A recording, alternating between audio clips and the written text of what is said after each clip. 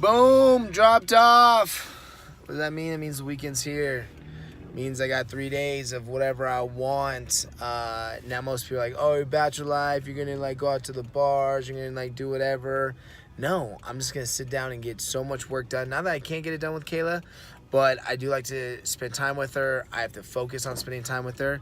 But with her not here, then I can work all weekend long. And that's what it's all gonna be. A lot of announcements coming this weekend.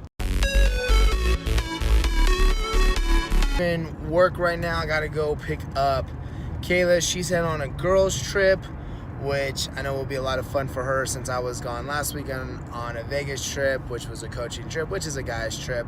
But just kind of rushing, always that panic right before going to the airport and traveling. So, yeah. Hi, babe. You know how she dresses for work. You ready for your flight? Yes, take Bye, babe. Boom, dropped off. What does that mean? It means the weekend's here. It means I got 3 days of whatever I want. Now most people are like, oh, your bachelor life, you're gonna like go out to the bars, you're gonna like do whatever.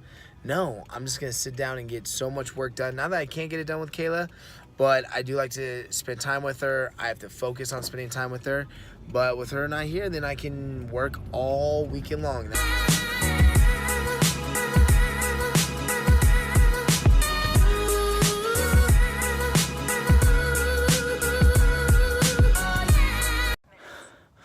All right, just got done running. The implement of this program is crazy. Felt so fresh today. So what I did, warm up 2 laps.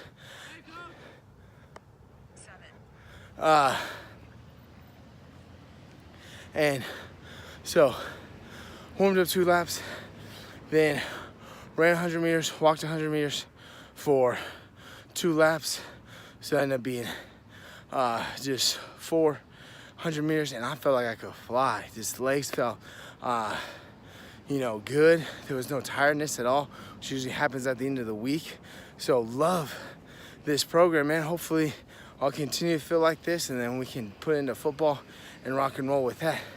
Now, gonna go get the last day lifting when everyone's gone. Still here working.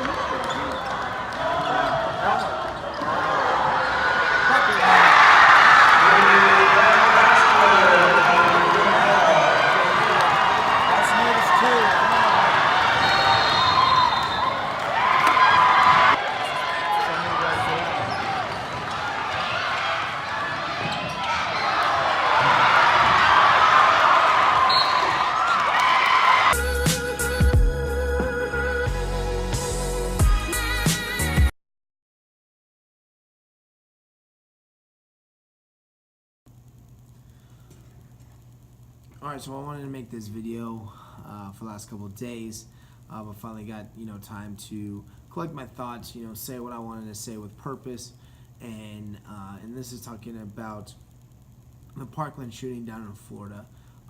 Absolutely sickening, saddened that this happened, that students went to a school, which I feel is a very, very safe place. We talk about that as a community, especially as a teacher, that you need to build a culture and for a school that where kids can come and feel like they can learn and fail and do all those things, and it's all safe. So that's horrible, because school is for learning. It's not a war zone.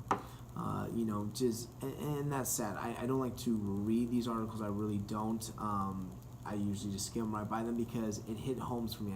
It hits home for me because I am a teacher. I don't need to know what that looks like, because I can only imagine what that looks like. We practice these drills, and then all of a sudden, you imagine yourself, being in it. It's truly sad. And then this one hits a little bit more home to me because of the hero, the absolute hero. No other word to use but for Aaron Feist. This was a security guard that sacrificed himself to save students.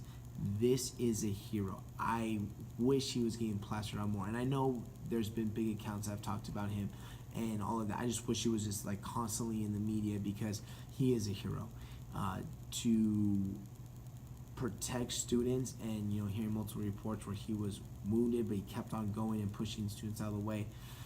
Wow, just wow. I mean, that's all I have to say about him. Like I said, a true hero. I appreciate that, and being the example, giving your ultimate sacrifice of your life. But for all these events, I always look and go, how could this be prevented? And I never want to take the responsibility away from the people that do evil acts, because this was an evil act, and I feel that there's evil people out here in the world. But you always wonder what got them to this point.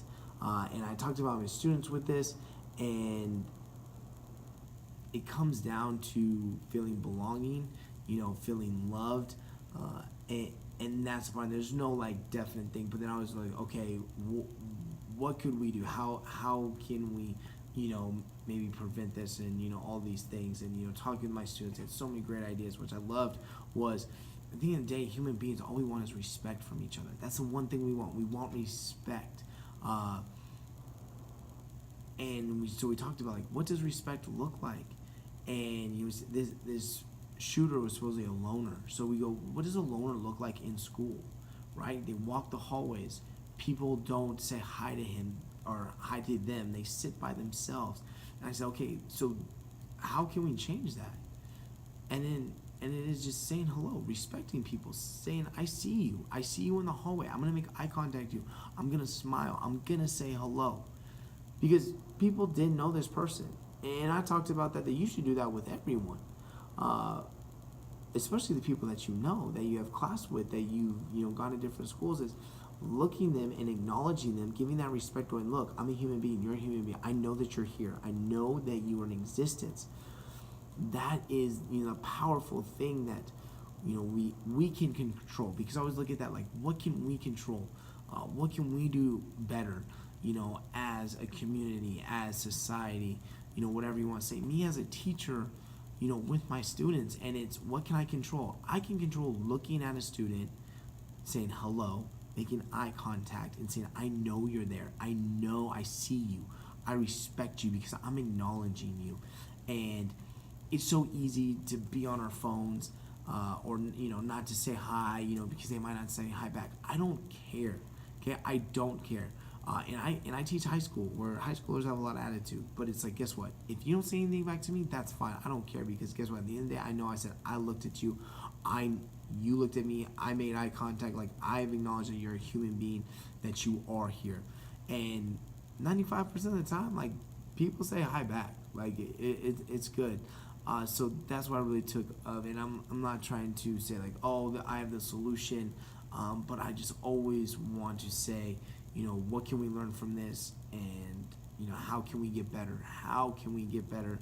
And I love this conversation with my students that I had in all my classes, was we need to respect each other and to acknowledge each other. And I thought that was very, very powerful.